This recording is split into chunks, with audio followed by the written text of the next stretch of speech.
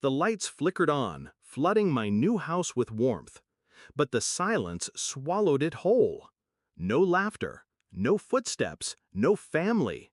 I had bought my dream home, paid for every brick, every window, every detail with years of sweat and sacrifice. And I had invited them all, parents, siblings, cousins, for a housewarming. My chance to finally stand in front of them as more than the overlooked child. But they didn't come. They went to my brother's new apartment instead. A cramped rental with peeling paint, but he was the golden son. Always has been, always will be. My phone buzzed violently in my pocket. A message from my mother. We need to talk now. Not a sorry we missed it, not a congratulations, just a demand. I almost laughed. I should have expected it. I grew up in their shadows, always measured, always found lacking. Every achievement of mine brushed aside, while my brother's smallest effort was paraded like a triumph.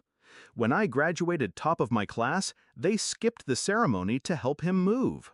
When I landed my first real job, they barely looked up from their dinner plates. When I bought this house, they didn't come. But now they needed to talk. That meant one thing: money. I opened the group chat, scrolled back. My brother's apartment wasn't his alone. He had dragged them into debt again. Credit cards, loans, a mess they thought I would clean up. That's when it clicked. Their absence wasn't neglect, it was calculation. They wanted to remind me where I stood, beneath him. The afterthought, the backup plan, the wallet. But they had miscalculated. I didn't rage, I didn't cry, I planned. Step 1, sever the ties.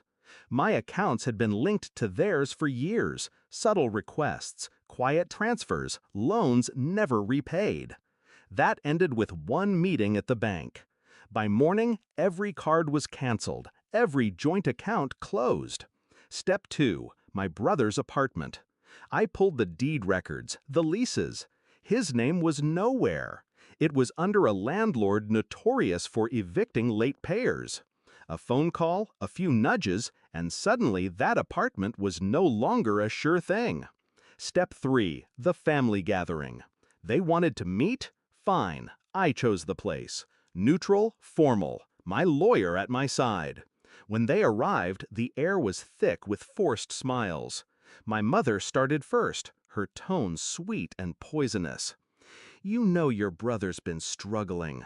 We thought maybe you could help with the rent, just until he gets on his feet. I said nothing, just slid a folder across the table. Bank statements, transfers, receipts. Every dollar I had funneled into this family for years. Their faces drained of color as the pages turned. My father shifted uncomfortably. My brother's jaw clenched. My mother stammered, This isn't fair." But I cut her off, calm, precise, no more. My lawyer handed them the second folder, legal notices, binding agreements, proof that I was no longer tied to them financially in any way, that I owed them nothing, that their debts were theirs alone. My brother slammed his hand on the table. "You think you're better than us now?" I leaned back, unflinching. "No, I've always been better. You just never wanted to see it." The silence after that was thick. They realized, one by one, that the lifeline they had counted on was gone. The apartment, the bills, the endless bailout, they would sink or swim on their own. For once, I wasn't the forgotten child. I was the one holding the knife. When I left, I didn't look back. The house I returned to was still quiet, still empty. But it no longer felt like rejection. It felt like victory. Because emptiness can be freedom, and silence can be peace. They thought I'd always be there, waiting for scraps of their affection, desperate for a seat at their table. But I built my own table. And when they chose my brother over me, I finally understood. Family isn't defined by blood. It's defined by respect. They gave me neither, so I gave them nothing. Do I regret it? No. I regret waiting this long to shut the door. They wanted me invisible, so I granted their wish. Now they can live with their chosen son, and the ruin that comes with him. I live here, in my dream house. Alone? Yes, but free.